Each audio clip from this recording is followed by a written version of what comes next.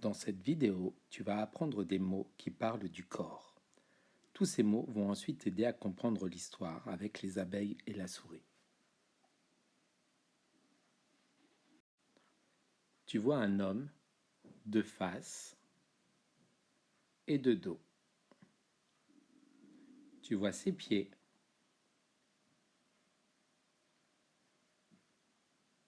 la cheville juste au-dessus. La cheville te permet de bouger le pied dans tous les sens. Ici, c'est le genou. Ici, l'arrière du genou. Tu plies le genou quand tu marches, quand tu cours, quand tu shootes dans un ballon. Encore au-dessus, il y a les hanches. Parfois, quand tu danses, tu mets les mains sur les hanches. Tu peux dire aussi la ceinture, parce que c'est à cet endroit que tu peux avoir une ceinture pour tenir ton pantalon.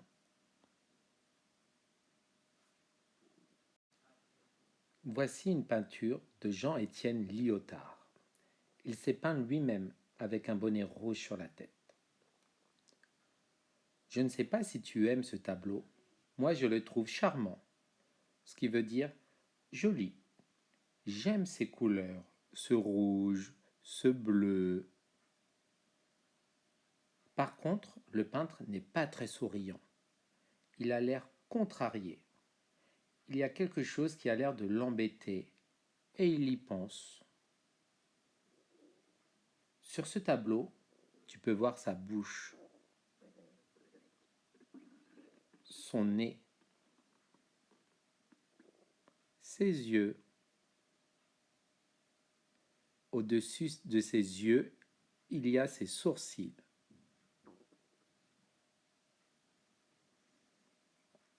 Tu peux aussi voir son menton sous la bouche. Quand tu touches ton menton, tu sens que c'est dur, il y a un os. C'est le menton.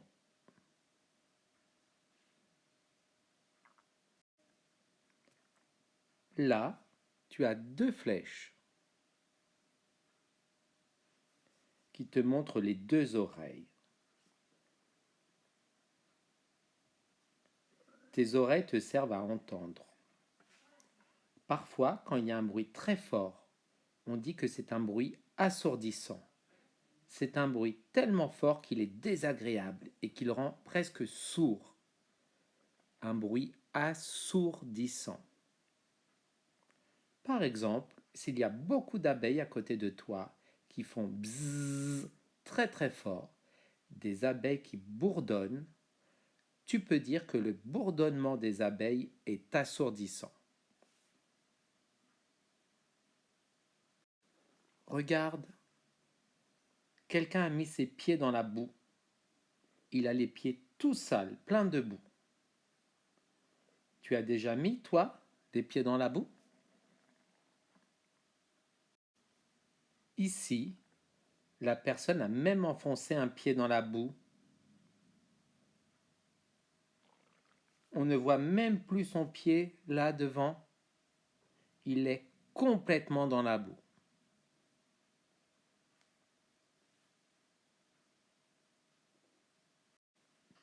Et là, la personne est encore plus enfoncée dans la boue. Elle a de la boue jusqu'au genou. Il y a même un genou qu'on ne voit plus.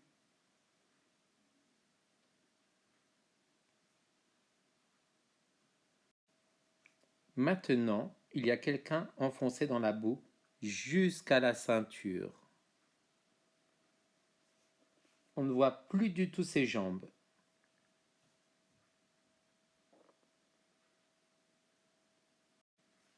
Et pour finir, quelqu'un qui est encore plus enfoncé dans la boue, puisqu'il est enfoncé jusqu'au menton.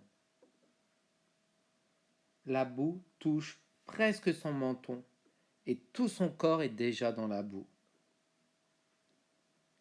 Tous ces mots, les genoux, la ceinture, le menton, charmant, contrarié, sont des mots que tu vas retrouver dans l'histoire. Tu peux réécouter cette vidéo pour bien te souvenir de tous ces mots.